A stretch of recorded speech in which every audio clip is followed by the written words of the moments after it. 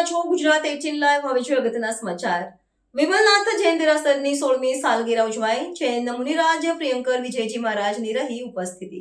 વડોદરા શહેરના પૂર્વ વિસ્તારમાં હરણીવા રસ્તે રિંગ રોડ કલાવતી હોસ્પિટલ સામે આવેલ વિમલનાથ દાદાની ધજા આજે 12:39 ચતુર્વેદ સંઘની ઉપસ્થિતિમાં ચડાવવામાં આવી હતી.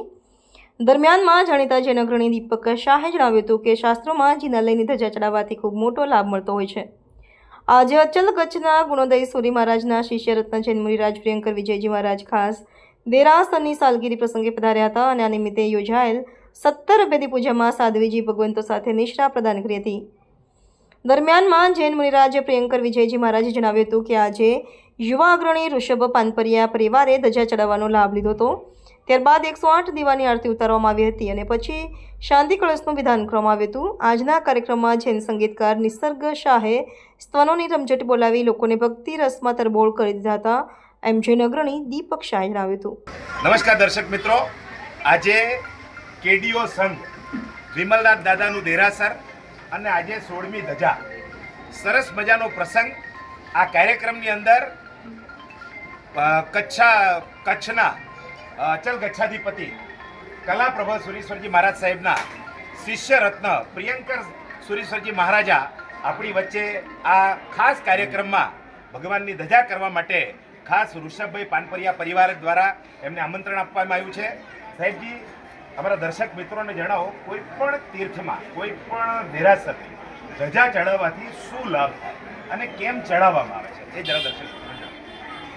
આજે વડોદરા મહાનગરને આંગણે શ્રી કચ્છી દશાશ્વા જૈન જ્ઞાતિ સમાજ અને એ સમાજ દ્વારા એક આવાસ યોજનાનું નિર્માણ વર્ષો પૂર્વે થયું અને એની સાથે ગ્રહ જિનાલયથી શિખરબદ્ધ જિનાલયના ભાવો ભવાયા.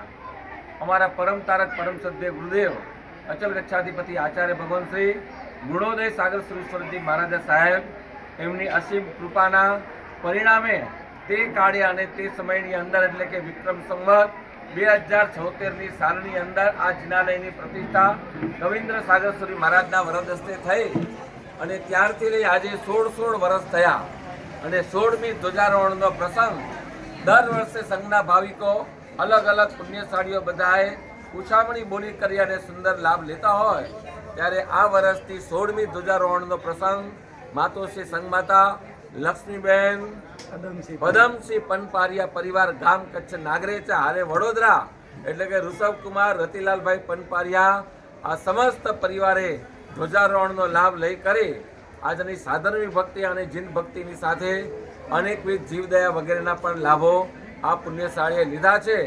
વાત રહી કે આ જિનાલયની ધ્વજા એટલા માટે કે આવતા જતા કોઈ પણ પુણ્યશાળી આ પરમાત્માની કે દેવસ્થાનની ધ્વજાના દર્શન કરે અને અંદરમાં નમસ્કારનો ભાવ પ્રગટ થાય અને આ દુનિયાની અંદર નમસ્કારનો ભાવ એ વિશ્વ શાંતિનો મૂલાધાર હોઈ શકે.